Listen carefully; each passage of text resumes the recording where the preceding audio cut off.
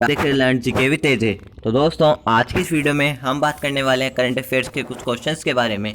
तो चलिए ज़्यादा टाइम वेस्ट ना करते हुए सीधा वीडियो की तरफ चलते हैं। इस वीडियो की पीडीएफ फाइल आप इस वीडियो की डिस्क्रिप्शन से डाउनलोड कर सकते हैं। तो चलिए हमारा आज का वीडियो शुरू करते हैं। हमारा फर्स्ट क्वेश्चन है, हाल ही में किस देश ने no mask no service policy की घोषणा की है? तो अभी बांग्लादेश ने no mask no service policy की घोषणा की है। दोस्तों ये no mask no service policy क्या है? इसके अंदर जो भी सरकारी दफ्तर वगैरह हैं उनमें ये बोर्ड लगा दिया गया है कि नो मास्क नो सर्विस।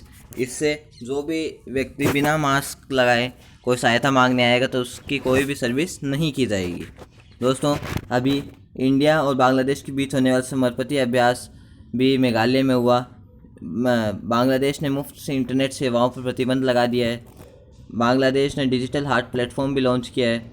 और बांग्लादेश ने क्रिकेट बोर्ड ने खिलाड़ियों के स्वास्थ्य और मानसिक की शांति के लिए ट्रैक करने के लिए एक ऐप भी लॉन्च किया है।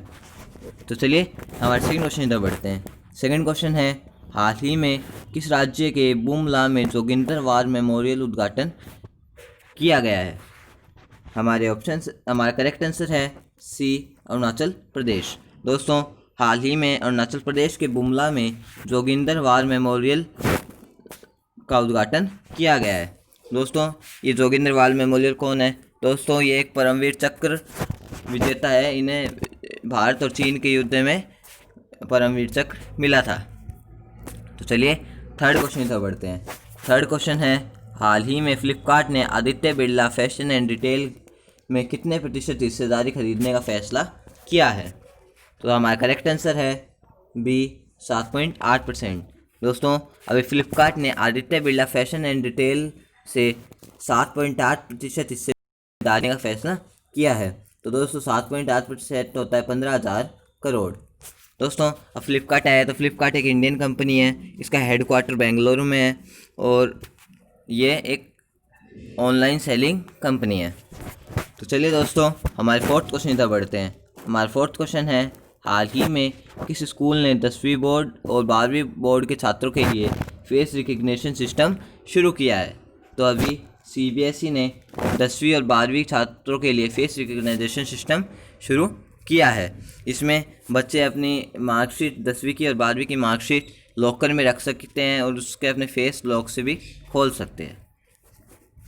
तो चलिए हमारे फिफ्थ क्वेश्चन की तरफ बढ़ते हैं। हमारा फिफ्थ क्वेश्चन है, हाल ही में महेश कुमार कनौडिया का निधन हुआ है, वे कौन थे? तो अब हाल ही महेश कुमार कनौडिया का निधन हुआ, वे एक संगीतकार थे। दोस्तों ये गुजराती संगीतकार थे। तो चलिए हमारे सिक्स्थ क्वेश्चन तक बढ़ते हैं। हमारा सिक्स्थ क्वेश्चन है, हाल ही में भारतीय सेना का द्विपक्षीय कमांडर सम्मेलन कहाँ शुरू हुआ है?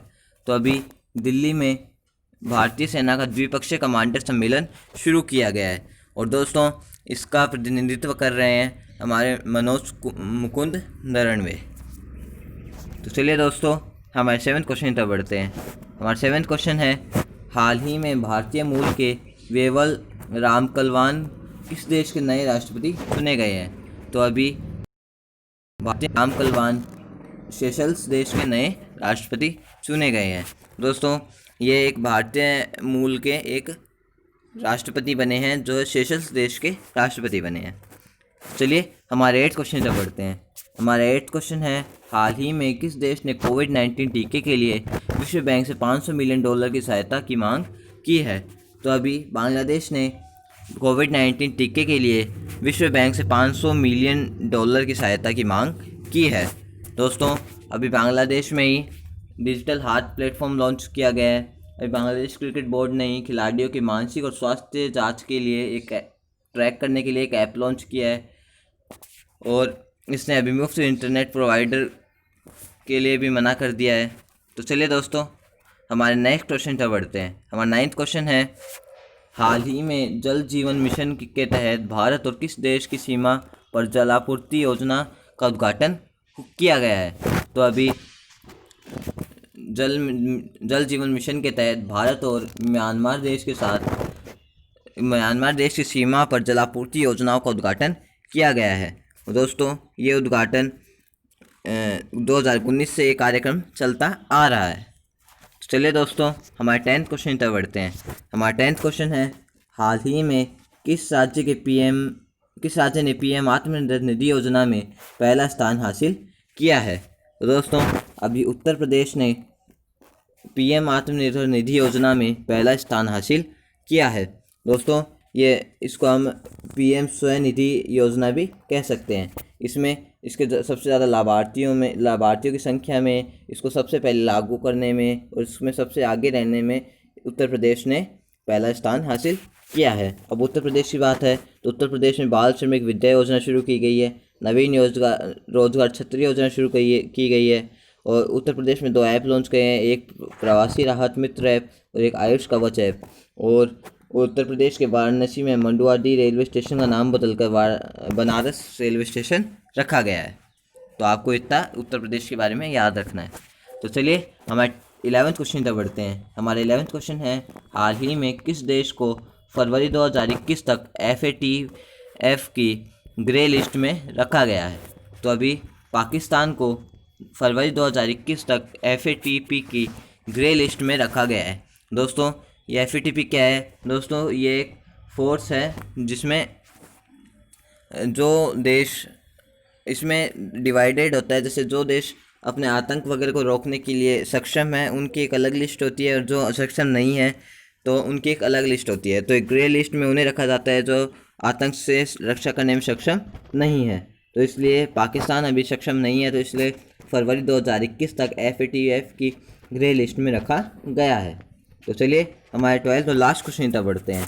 हमारा नेक्स्ट क्वेश्चन है, हाल ही में किसने बोर्ड बिहेवियर श्रेणी में लंदन में प्राकृतिक इतिहास संग्रहालय से वर्ष के वन्यजीव फोटोग्राफर का पुरस्कार जीता है। तो अभी सम्मत सुबैया ने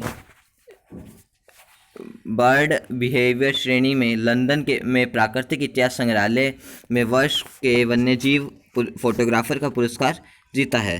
दोस्तों, ये एक भारतीय मूल के फोटोग्राफर है और उन्होंने एक ऐसी फ़ोटो खींची जिसमें एक ईगल एक सांप से लड़ रही है, और दोस्तों इसीलिए इनको प्राकृतिक इतिहास संग्रहालय के वर्ष के वन्यजीव फोटोग्राफर के पुरस्कार से पुरस्कृत किया गया।